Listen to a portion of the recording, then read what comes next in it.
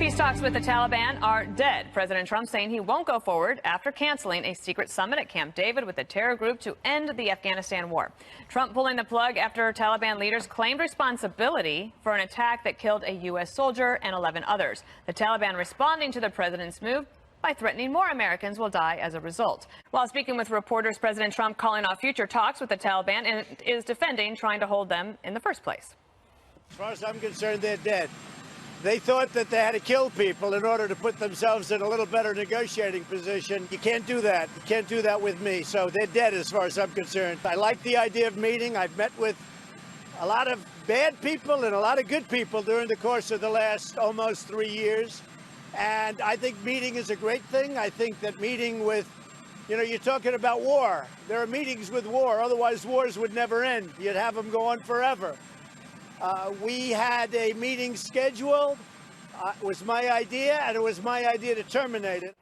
As he is the decider, Brian, the Taliban was set up for an incredible propaganda opportunity at Camp David, and they blow it. So their arrogance might have done them in, but maybe that's good. A couple of things. I mean, the attacks were happening on a pretty steady basis, and according to the State Department, we were attacking them pretty much, too. And we killed about 1,000 people over the last month, they said, of Taliban because they were getting a little bit belligerent. But the way the president wanted to have it, the reports were, he goes, I wanted to meet with the Taliban, then I wanted to meet with the sitting government. They wanted to go and have a ceremony, say, hey, look what I did, here's the ceremony. He said, the president said, no, I don't want a celebration.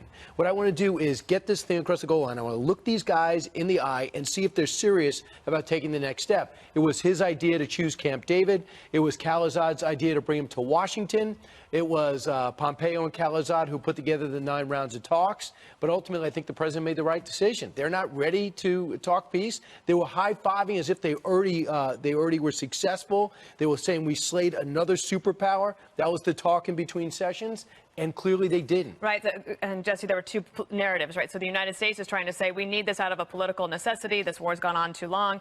We need to figure out a way to extricate ourselves in a way that doesn't hurt our national security. And we think this is the way forward. And the Taliban was basically saying we have run off the United States of America and aren't we great? And now those two things were never going to be able to remain without colliding at some point. I don't like the symbolism of the Taliban coming to Camp David. It's hollow ground for American diplomacy and the American presidency.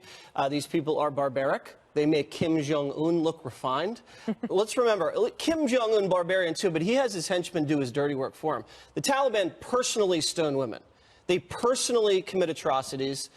They personally do horrible, horrible things you can't even say here on television. So to give them that Camp David platform, I think, was a bad idea, and I'm glad the president canceled it. We have had bad guys at Camp David before. We've had Soviet leaders.